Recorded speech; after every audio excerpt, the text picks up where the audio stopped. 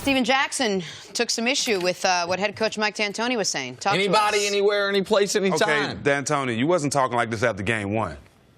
I didn't hear crickets. All I heard was crickets. You wasn't this confident after game one. We are who we are. Okay, we understand that. But thank you for letting us know that you changed your offense, because y'all didn't do the same thing. James Harden didn't have 6,000 dribbles. Chris Paul didn't have 6,000 dribbles. Y'all shared the ball. They did what I said yesterday on the show. Yes. They gave the guys who you expect to guard all game a chance to be good on offense. Some love. You share the ball. We all said ISO ball wasn't going to win. They trying to stick in their ways and say it in the media, but they did not play like that last night. They shared the ball. Good thing about it, on defense, they was the hit first team. Golden State was the hit first team the first game. They came out and played with a sense of urgency, did what they had to do. Eric Gordon, I think he can play like this the rest of this series. I think he can be solid and score points. P.J. Tucker, absolutely not. Okay? You can't depend on that?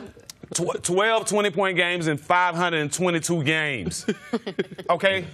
I think you said P.J. Tucker couldn't score 22 again if they locked him in the arena. By himself. Okay?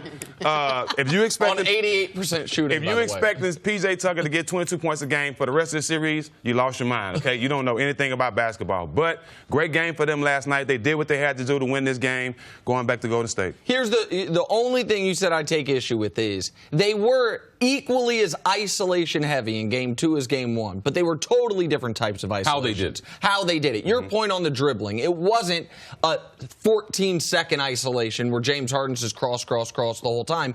It was quicker isolations that led to open shots for the role players. It was driving kicks. In game 1, Harden had 26 of those isolations by himself. Yesterday, he had 16. CP3 had 16. Nick, how many times did Harden dribble the ball in game number 1? 550 times, according to Spectrum. And how many shots did he take? In game 1? 500. No. Right. But it was night and day. It's night and day. The dribbling note is he dribbled the ball 550 times. Steph, KD, and Clay dribbled combined 549. The broadcast did a great job showing that. So that you just visually you saw last night, even though it was still ISO heavy, it was back to the type of basketball I saw the Rockets play all year, which was excellent defense, top 6 defense in the regular season, top 3 defense in the postseason. They shared the basketball, and they ran on you. Like, that's who they were this regular season. Yeah, the fast break points and the defense. That's the difference in this Houston team, not only the depth for which they had. I like that they went with a tighter rotation. Now, let me tell you about your boy, Luke Richard. He can't come off the bench again. Next time he come off the bench, need to be at the parade. Like, he was awful in quarter number 1 after being bad in quarter number 2. Layups, man. But at the end of the day, it's about defense. Houston, are they going to be different in the playoff than any other Houston team we've seen? 2016, where they rank as far as defense, 26. This year, a top 10 team, ranked number 6. And it starts with their point guard in Chris Paul. When he was guarding Clay, when Clay was going against everyone else, Harden was guarding, he's shooting 50%, 60% from three-point line. When Gordon is guarding, he's shooting 40 and 33%. When CP is on Clay, it's been the matchup of the first two games. He's shooting 25% from the field and 16% from three-point. So we can talk about their offense. We can talk about fast break points. All those things true. But their defense is what sets them apart from any other team that we have seen that just played at pace and shot threes. Yeah, they were real physical last night. And I even though KD had a great game, I think Ariza set the tone. He came out, he was banging KD, he was talking to him, getting him to talk trash. I think that got everybody else on the team going. And like I said, Chris Paul, he's a great defender. He knows how to dirty the game up. Trust me, he's a feisty little guy. But I guarantee you he won't be able to stop Clay for the rest of the series like that. Their goal is not stop KD, because you saw that. They're letting KD do what he wants to do. You can't do that anyway. Correct, but look what happened to the rest of the team. Right. For example, Steph Curry. What happened with Steph Curry last night? He just hasn't been able to find his shot, and he whether he's injured or not, he just doesn't look like he's comfortable or has control over his matchup out there. Yeah, wait, let's address the injury thing. Do you think he's injured, or do you care? I don't care, and I don't think he's hurt. If you're out there on the court at this point, you're healthy. For James and Chris Paul did a great job, but I was about to say something about KD. He can lead this team all he wants. He can score all the points, but last night that team looked like they was fresh out of V-Live strip club at the beginning of the game. They was V-Live got Where shut is that? down for not paying its no, taxes. V-Live have strip clubs all around. The one in Houston got shut down for not paying its taxes. It's a different name now. Okay, got you. Just a Go different ahead, name. as you were. Literally couldn't be more inside. G5. You got it. You got it. My bad. But they look like they came out. No other morning show will have that. None. Shout out to DC. My boy DC.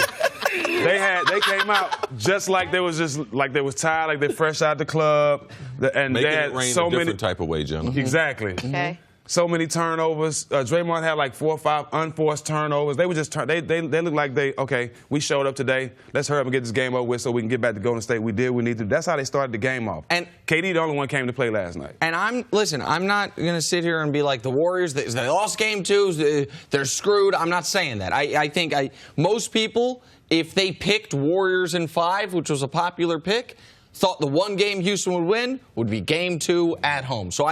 But what I will say is Golden State has, in the series, the only series they've lost in this era, everyone focuses on the final 3 games against Cleveland, when LeBron went off, when they blew the 3-1 lead. The turning point in that series... They didn't have KD. I understand that, but just stay with me for a second. They were up 2-0 against Cleveland, and in Game 3, they came out, didn't care. They could have won the series that night. And in the first quarter, I believe in that game, they were down 21 points almost instantly. They did not come out with a sense of urgency. I feel like last night, they could have won the series. Mm-hmm. If you steal the first 2 on the road, and now all of a sudden Houston not only has to win 4 out of 5 against you, but 3 of those games are in Golden State, you're finished. They could have won, and they didn't come out with a sense of urgency. I know the Rockets were desperate, but the Warriors could have been desperate to win the championship last night. Those first 6 minutes were critical. When they threw the ball away, when they weren't even getting attempts. So I don't like the fact that, something, they could have taken over the series. Yeah, but there's a championship team on the other side that won 65 games for a reason. Sure. You mention it, but the only reason why I know it is because you tell me all the time. It's only 20 teams won 65 games. Well, the Houston Rockets are one of those teams. And 15 of those teams have won a championship. And so to get back to Jenna's question on Steph, I think, Steph is, when he is locked in, he is almost unguardable because he can pull up from 37 feet, and it looks like a good shot. Steph is unguardable when they don't let him touch him. When you start getting in the playoff, Steph Curry, it's a different thing. Well, because you can be more physical with it. That's what I wanted to ask you about. A lot of players. How much of Steph's struggles in this series, we've seen Steph struggle in a few NBA finals, is the other team will target him and make him work defensively when you're playing in this series or in the NBA finals. There's usually nowhere to hide defensively that you can have him go stand in the corner, so he's using energy there. The refs let you play a little bit more so you can bump him a little bit more. There were a bunch of times last night when he did get to the rim, he thought he should have got an and one. They didn't give him the and one. But he played through it. And he played through it. Like, how much of that is that this level, not level, but this time of year, this type of basketball doesn't exactly fit his strengths with his body type and with just his overall ability to play on both ends? Well, we can't say it don't fit his strengths. He's a 2-time champ, 2-time MVP. So you can't say that. It's just Houston did a better job of being more physical from the jump last night. I don't think it's going to be like this whole series. Yeah, he's been battling injuries and all that, but I guarantee you, after this Game 3, we won't be saying that. I think he's going to get his offense back. I'm not saying they're going to beat Houston, but I'm saying he's going to get his offense back, and he's going to play what? Every time you go home, after playing the first 2 games on the road, you go home feeling great. Just being in your arena, sleeping in your own bed like we talked about the other day, it's a different feeling. And when you talking about a team like that, going home, one of the best home teams in the league, I'm not worried about it. One thing, watch for Steph, too, the refs aren't giving him the call. He shot 1 free throw yesterday. Got fouled a bunch of times in the lane. But if he shoots 1 free throw, that doesn't play to his strong suit. But I'll be worried if he was whining about calls afterwards and not getting them. He played through it. They took their L, like Katie say. We're not the NBA juggernauts. We're human. By the way, in an odd turn of events, the house because they started their Hampton 5 last night, the house that Katie rented in the Hamptons when they all met together was rented. Put on the market. On the market for $15 million. Nice. Action Jack. That's right. Your budget, man. No. I'm in the South. I'm a Southern boy. Steven, we'll see you a little bit later in the show.